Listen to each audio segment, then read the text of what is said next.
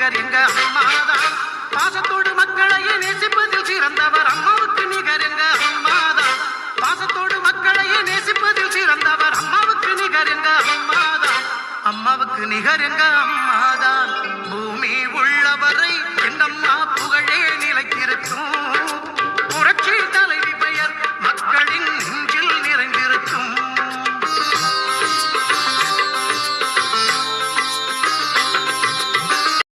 தலைவர் எம்ஜிஆர் அவர்கள் அவர் நடித்த படங்களில் எல்லாம் அவருடைய அதாவது நல்லொழுக்கத்தை தான் பாடமாக காட்டியிருப்பார். ஒரு தாய் தகப்பனை வழங்க வேண்டும், அண்ணன் தம்பிகளுக்கு ஒரு நல்ல ஒத்துழைப்பாக இருக்கணும், பப்ளிக் பொதுமக்களுக்கு நம்ம சர்வீஸ் பண்ணணும், தாயை தெய்வமாக மதிக்கணும், இப்படி நல்ல விஷயங்களை தான் சொல்லியிருப்பார். பீடி குடிக்கிற மாதிரியோ சிகரெட்டு குடிக்கிற மாதிரியோ தண்ணி அடி பாட்டில் கையில் வைக்கிற மாதிரி ஒரு படம் உண்டு.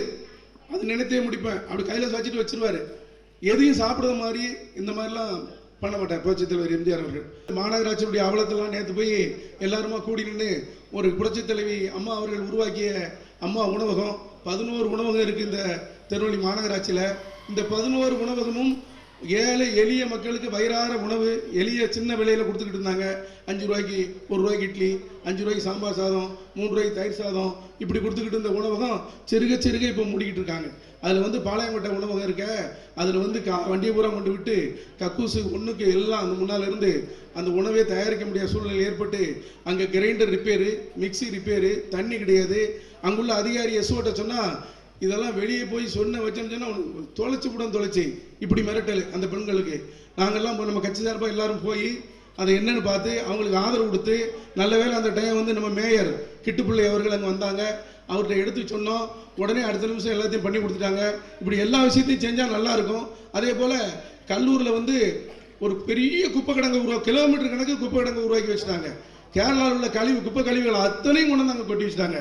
நம்முடைய வேலாயுதம் அவர்கள் சொன்னாங்க, கல்லூர் வேலாயுதம், அது போல மாதிரி பாப்புலர் முத்தியா, நான், சுதா எல்லாரும் போயிட்டோம்.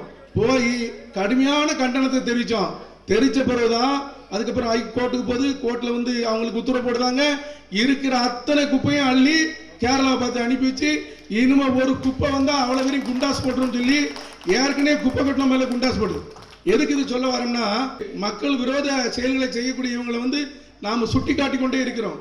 அனைத்து இந்திய அண்ணா திராவிட முன்னேற்ற கழக தொண்டர்கள், தோழர்கள் மக்கள் விரோத இந்த ஆட்சியை எதிர்த்து இந்த அவலநிலையை கண்டிச்சுக்கிட்டு இருக்கோம்.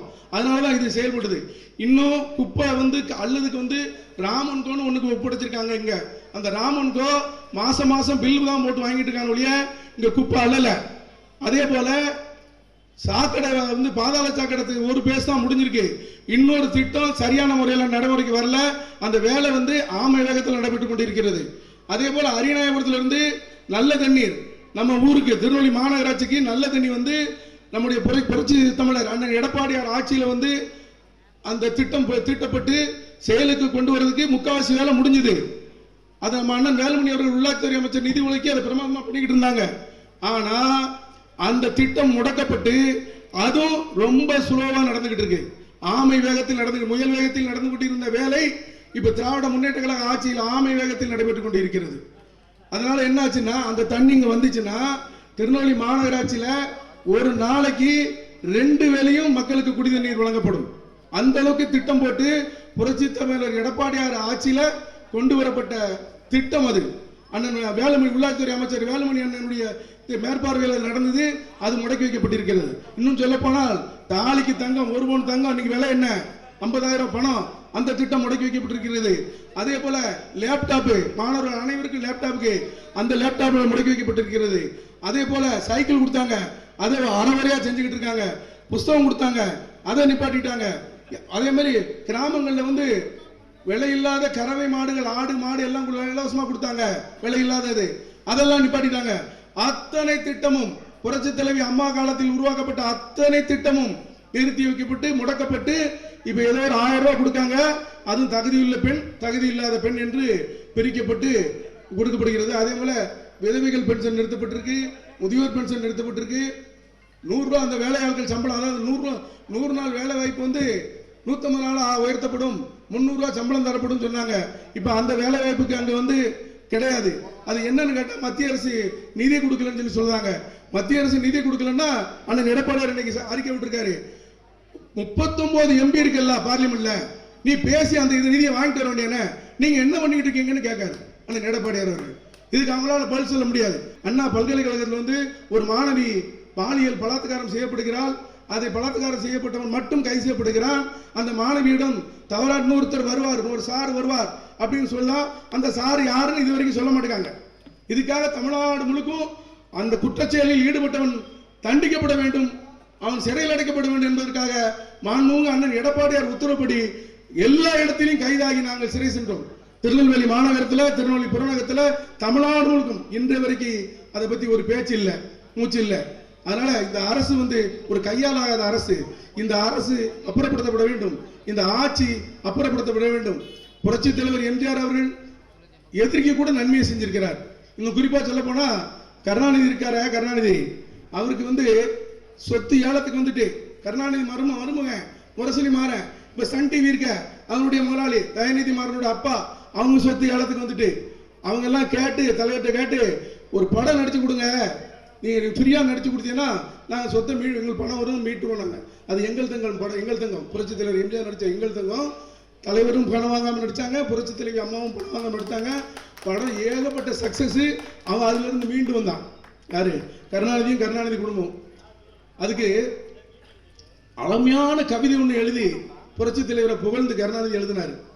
வென்றாரும் வெல்வாரும் எல்லா வகையில் என்னாலும் ஒளி வீசும் தன்மதியே, வென்றாரும் வெல்வாரும் இல்லாத வகையில் என்னாலும் ஒளி வீசும் தன்மதியே, தென்னாடும் தென்னவரும் உள்ளவரை மன்னா உன் திருநாமம் துலங்க வேண்டும், அதை கண்டு என் போன்றோர் உள்ளங்கள் மகிழ வேண்டும். இது கருணாநிதி புரட்சி தலைவர் எம்ஜிஆர் புகழ்ந்து பாடிய பாட்டு. மாற்றாரும் போற்றுகின்ற வழியில் வாழ்ந்தவர் தான் புரட்சி தலைவர் எம்ஜிஆர் அவர்கள். அவருடைய புகழை பாடும்போது நமக்கெல்லாம் உள்ளபடியே இருந்தும் இரவா புகழுடன் வாழ்ந்து கொண்டிருக்கிறார். 38 ஆண்டுகள் ஆகிவிட்டது. உலகத்தில் எந்த தலைவனுக்கும் இந்த புகழ் இல்லை, யாருக்கும் இந்த புகழ் கிடையாது. புரட்சி தலைவர் எம்ஜிஆர் ஒருவருக்கு மட்டும்தான் இந்த புகழ் உண்டு. ஏன்னா கிராமம், பட்டி, தொட்டி எல்லா இடத்துலையும் புரட்சி தலைவருடைய படத்தை அலங்கரித்து வைத்து ஒரு மாலையிட்டு அதை எல்லாரும் கும்பிட்டாங்க. அப்படி ஒரு புகழுக்கு சொந்தக்காரர் புரட்சி தலைவர் எம்ஜிஆர் அவர்கள். அவர் வளர்த்த இயக்கம் அனைத்து இந்திய அண்ணா திராவிட முன்னேற்ற கழகம். அந்த இயக்கத்தில் நாமெல்லாம் தொண்டர்களாக இருப்பதற்கு பெருமை கொள்வோம். வரக்கூடிய காலத்தில் இந்த திமுக ஆட்சி அப்புறப்படுத்தப்பட வேண்டும், இந்த பாசிச ஆட்சி அப்புறப்படுத்தப்பட வேண்டும், இந்த வன்முறை ஆட்சி அப்புறப்படுத்தப்பட வேண்டும். 525 வாக்குறுதிகள் கொடுத்தான். 525 வாக்குறுதிகள்ல எந்த திட்டமும் நிறைவேற்றப்படவில்லை. இந்த இத்தனை புரட்சி தலைவி அம்மா காலத்துல இருந்து எடப்பாடியார் காலத்துல கிட்டத்தட்ட 11 மெடிக்கல் காலேஜ் எடப்பாடியார் கொண்டு வந்தாங்க. ஏகப்பட்ட இன்ஜினியரிங் காலேஜ், ஏகப்பட்ட ஆர்ட்ஸ் அண்ட் சயின்ஸ் காலேஜ் அவ்வளவு கொண்டு வந்தாங்க. ஆனா நீ என்ன கொண்டு வந்திருக்க? ஒண்ணுமே கொண்டு வரல. இவ்வளவு கொண்டு வந்து மெடிக்கல் காலேஜில் வந்து அரசாங்க பள்ளிக்கூடத்தில் பிள்ளைகள் படிக்க பிள்ளை அத்தனைக்கும் இலவசம். 7.5% அந்த மார்க் எடுத்தா 7.5% ஒதுக்கீடு கொண்டு வந்து பிரமாதமா பண்ணாரு நம்முடைய எடப்பாடியார் அவர்கள். அதனால சைக்கிள் ரிக்ஷா, அதாவது ஆட்டோ ஓட்டுதவங்க பிள்ளை, விவசாய கூலி தொழிலாளிய பிள்ளை, சாமானிய பிள்ளை ஆட்கள் எல்லாமே டாக்டர் ஆனாங்க. இதுக்கெல்லாம் காரணம் அண்ணன் எடப்பாடியார் அவர்கள். கருணாநிதி, இந்த திமுக ஸ்டாலின் அவர்கள் ஒண்ணுமே இல்லை. இப்ப எல்லாத்திலையும் மண்ணில் கொள்ளையடிச்சு விண்ணில் போட்டுக்கிட்டு இருக்கான், விண்வெளியில பணம் போட்டுக்கிட்டு இருக்கான். அதுல வந்து நம்ம சபரீசன் அவருடைய மருமகன் அதுக்கும் பணம் கொண்டு அதுக்கு கொள்ளையடிச்சு பண்ணாச்சு. ராக்கெட் அனுப்புறதுக்கு உண்டான ஸ்பேர் பார்ட்ஸ் எல்லாமே அவங்க தான் சப்ளை பண்ணுவாங்க. அதுக்கெல்லாம் அந்த அளவுக்கு அவங்க ஊரை கொள்ளையடிச்சு உலையில போட்டு எல்லாம் பண்ணிக்கிட்டு இருக்காங்க. இவங்களெல்லாம் அப்புறப்படுத்தணும். ஒரே ஒரு பாடல் உண்டு, அந்த பழைய பாடல் உண்டு. என்ன பாடல்னா அது இந்த ஒரு கிராமிய பாடல். முள்ளு முனையில 3 குளம் வெட்டி வச்சேன், 2 குளம் பால், 1 தண்ணியே இல்லை. தண்ணி இல்லாத குளத்துல மண் எடுத்தா 3 பேரு, 2 பேரும் நொண்டி, ஒருத்தனுக்கு கையே இல்லை. கை இல்லாத குயவன் வளைஞ்ச சட்டி 3 சட்டி, 2 சட்டி பச்சை, 1 வேகவே இல்லை. வேகாத அரிசிக்கு வேகாத பானையில போட்ட அரிசி 3, 2 அரிசி பச்சை, 1 வேகல. வேகாத அரிசிக்கு மோர் கொடுத்தது 3 எருமை, 2 எருமை மலடு, 1 ஈனவே இல்லை. ஈனாத எருமை மேஞ்ச காடு 3 காடு, 2 காடு பொட்டை, 1 புல்லே இல்லை. புல் இல்லாத காட்டுக்கு கணக்க புள்ள 3. இப்படின்னு அந்த பாடல் போய்கிட்டு இருக்கோம். இப்படிதான் திமுகவினுடைய இந்த அவங்க அதை செஞ்சாங்க இதை செஞ்சாங்க இதை இப்படி சொல்லி இது பண்ணலாம். அவ்வளவு மோசமான ஆட்சி. இந்த ஆட்சி அப்புறப்படுத்த வேண்டும். நம்ம எல்லாம் சொன்ன மாதிரி இன்னையிலிருந்து நாம எடப்பாடியாருடைய ஆட்சி மீண்டும் மலர, அனைத்து இந்திய அண்ணா திராவிட முன்னேற்ற கழக ஆட்சி தமிழகத்தில் மீண்டும் மலர்வதற்கு நானும் நாம் உழைக்க வேண்டும் என்று கேட்டு நன்றி தெரிவித்து விடைபெறுகிறேன். நன்றி, வணக்கம்.